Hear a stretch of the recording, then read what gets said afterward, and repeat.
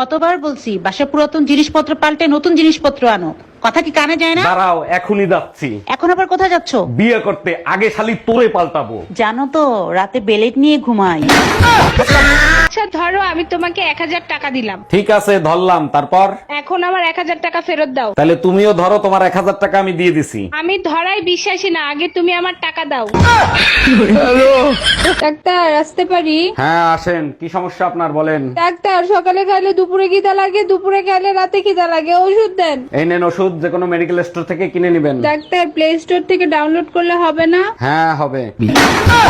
Hello ambulance, জলদি চলে আসেন এই লোকেশনে। ঠিক আছে ম্যাডাম, এক্ষুনি আসতেছি। তার আগে বলেন কি হয়েছে। মেকআপ করার সময় নখের আঁচড় লাগছে গালে। আপনি কি পাগল হয়ে গেছেন নাকি? এর জন্য কেউ অ্যাম্বুলেন্স কল করে? অ্যাম্বুলেন্স আমার হাজবেন্ডের জন্য, আমার ওই অবস্থা দেখে তার হাসা উচিত হয় নাই।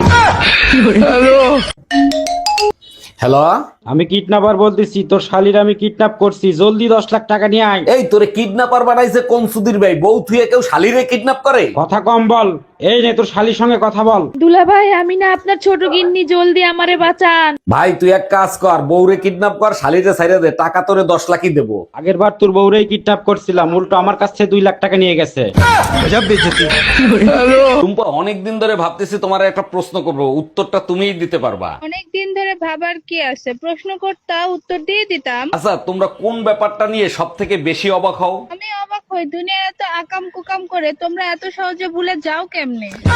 আর তুমি অবাক হও কখন? আমি অবাক হই, তোমাদের মাথায় তো গোবর ভরা, তোমরা এই দুনিয়ার এত কথা মনে রাখো কেমনে? বাবা সায়ান, বলো তো 6 দুগুনি কত?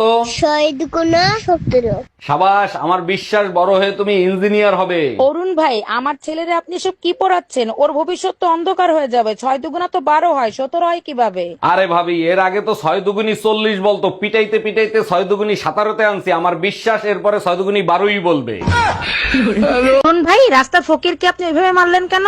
মারবো না তাই সুম্মা দেবো? শালারে 10 টাকা খয়রাত দিছি, শালা আমারে বদদুয়া দেয়। তাইলে ঠিক কাজ করছেন। তা কি বদদুয়া দিছিল আপনারে? শালা 10 টাকা পাইয়া কয় আপনার জানি তাড়াতাড়ি বিয়ে হয়ে যায়। দেখো, গায়ে হাত দেবা না, আমি তোমার স্বামী, আমারে মারলে তোমার পাপ হবে। জানলার গ্লাস কেন ভাঙলা সেটা আগে বলো। আমি কখন জানলার গ্লাস ভাঙলাম? তুমিই তো বেলুন ছুঁড়ে মারছো, তাই গ্লাস ভেঙে গেছে। বেলুন ছুঁড়ে মারছি ঠিক আছে, তুমি সরে গেলা কেন? না সরলে তো আর গ্লাস ভাঙতো না।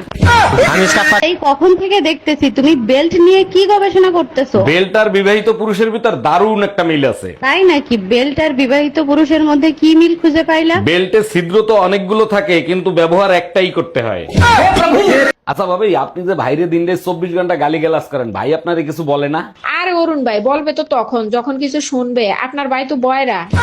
ও আচ্ছা, ছেলে মেয়ের সাথে তো ভাইয়ের কোনো মিল নাই, ছেলে মেয়ে তো আপনাদের। ছেলে মেয়ে আমার, কিন্তু বাপ আরেকজন। আপনার বাইরে প্রতিদিন বলি, কিন্তু সে তো কানে শুনে না। কানে শোনে না ভালো কথা, চোখে তো দেখে, তাও কিছু বলে না। বলতে তো চায় অনেক কিছু, কিন্তু কেমনে বলবে? সে তো জন্মগত বোবা।